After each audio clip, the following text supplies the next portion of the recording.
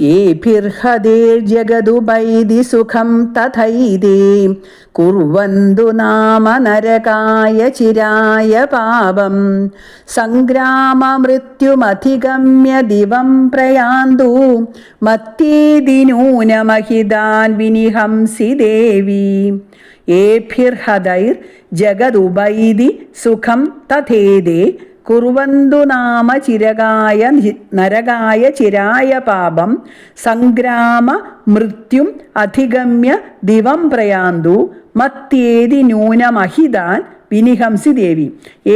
ഹതേ ഹതന്മാരായി ഇവർ അല്ലെങ്കിൽ ഈ അസുരന്മാർ കൊല്ലപ്പെട്ടിട്ട് ജഗത് സുഖം ഉപൈതി ജഗത്ത് സുഖത്തെ പ്രാപിക്കട്ടെ. ഏതേ ചിരായ നരകായ ഇവർ ഏറെക്കാലത്തെ നരകത്തിനായി അല്ലെങ്കിൽ വളരെ കാലം നരകവാസത്തിനിടയാകത്തക്ക വണ്ണം പാപം ന കുർവന്തു നാമ പാപം ചെയ്യാതിരിക്കട്ടെ. തഥ അപ്രകാരം സംഗ്രാമ മൃത്യും അധികമേ യുദ്ധത്തിൽ മൃത്യുവിനെ പ്രാപിച്ച് ദിവം പ്രയാന്തു സ്വർഗത്തെ പ്രാപിക്കട്ടെ.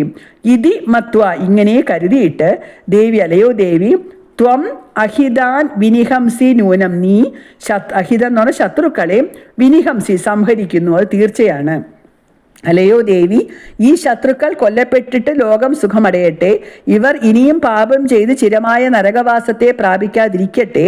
യുദ്ധത്തിൽ വീരമൃത്യു മൂലം ഇവർക്ക് സ്വർഗപ്രാപ്തി ഉണ്ടാകട്ടെ എന്നു കരുതിയാണ് നീ ശത്രുക്കളെ സംഹരിക്കുന്നത് എന്ന് തീർച്ചയാണ്.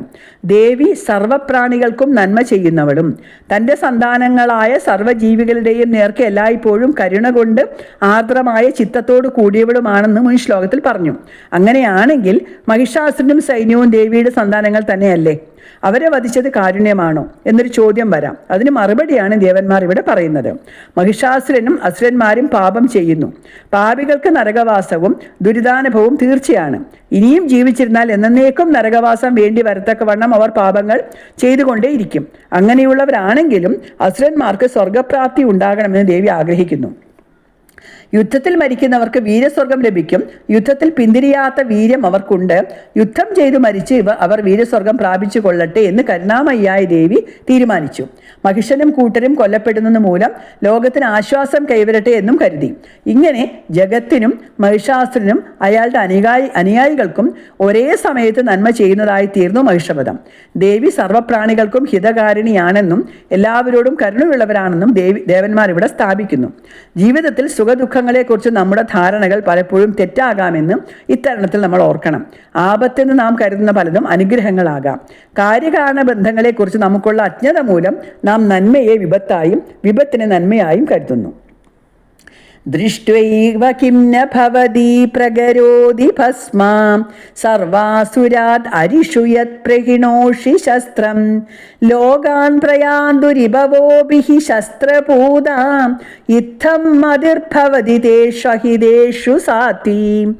ദൃഷ്ട്വൈവ കിം ന ഭവതി പ്രകരോതി ഭസ്മ സർവാസുരാ അരിഷുയത് പ്രഹിണോഷി ശസ്ത്രം ലോകാൻ പ്രയാന്തു രിഭവോഭിഃ ശസ്ത്രപൂത ഇത്തം മതിർഭവതി തേഷു സാധി. ഭവതി നീ സർവാസുരാൻ എല്ലാ അസുരന്മാരെയും ദൃഷ്ട്വാ ഏവ നോട്ടം കൊണ്ട് തന്നെ ഭസ്മാ കിം ന കരോതി പ്രകരോതി ഭസ്മമാക്കി ചെയ്യാത്തത് അരിഷു ശത്രുക്കളിൽ ശസ്ത്രം ആയുധം പ്രഹിണോഷി പ്രയോഗിക്കുന്നു. യത്രിഭവാഭി ഏതൊന്നുകൊണ്ടാണോ ശത്രുക്കളും കൂടി ശസ്ത്രപൂത ആയുധം കൊണ്ട് പൂതന്മാരായി ലോകാൻ പ്രയാന്തു സ്വർഗാദികളായ ലോകങ്ങളെ പ്രാപിക്കട്ടെ. ഇത്തം തേഷു അഹിതേഷു ഇപ്രകാരം ആ ശത്രുക്കളിലും സ്വാധീമതി അനുഗ്രഹബുദ്ധി ഭവതി ഭവിക്കുന്നു തീർച്ച. അലയോ ദേവി നോട്ടം കൊണ്ടു തന്നെ എല്ലാ അസുരന്മാരെയും നിനക്ക് ഭസ്മമാക്കാൻ കഴിയുമെന്നിരിക്കെ അവരിൽ ആയുധങ്ങൾ പ്രയോഗിക്കുന്നത് ശസ്ത്രപൂതരായി അവർ ശ്രേഷ്ഠങ്ങളായ സ്വർഗാദി ലോകങ്ങളെ പ്രാപിക്കട്ടെ എന്ന അനുഗ്രഹ ബുദ്ധി അഹിതന്മാരിലും കൂടി അവിടത്തേക്ക് ഉള്ളതുകൊണ്ടാണ്. അപ്പോൾ മുൻ ശ്ലോകത്തിൽ പറഞ്ഞ കാര്യം കൂടുതൽ വിശദമായിട്ടാണ് ഇവിടെ പറയുന്നത്. സർവശക്തിയായ ദേവിക്ക് മഹിഷാസുരനെയും പരിവാരങ്ങളെയും നശിപ്പിക്കാൻ ആയുധമെടുത്ത് യുദ്ധം ചെയ്യേണ്ട കാര്യമൊന്നുമില്ല. ഒരു നോട്ടം കൊണ്ടോ സങ്കല്പം കൊണ്ടോ ചെയ്യാവുന്ന കാര്യമേ ഉള്ളൂ. എന്നിട്ടും എന്തിനു യുദ്ധം ചെയ്തു എന്ന ചോദ്യം ഇവിടെ ഉന്നയിച്ചുകൊണ്ട് ദേവന്മാർ തന്നെ അതിന് സമാധാനം പറയുകയാണ്. ദേവിയുടെ ആയുധമേറ്റ് അവർ പരിശുദ്ധരായി തീരും. അവരുടെ പാപങ്ങൾ അതോടെ നശിക്കും. അങ്ങനെ ശസ്ത്രഭൂതന്മാരായി തീരുന്ന അസുരന്മാർക്ക് സ്വർഗം ലഭിക്കും. ഈ അനുഗ്രഹ ബുദ്ധി അഹിതന്മാരിലും കൂടി ഉള്ളത് കൊണ്ടാണ് ദേവി അവരിൽ ആയുധങ്ങൾ പ്രയോഗിച്ചത്.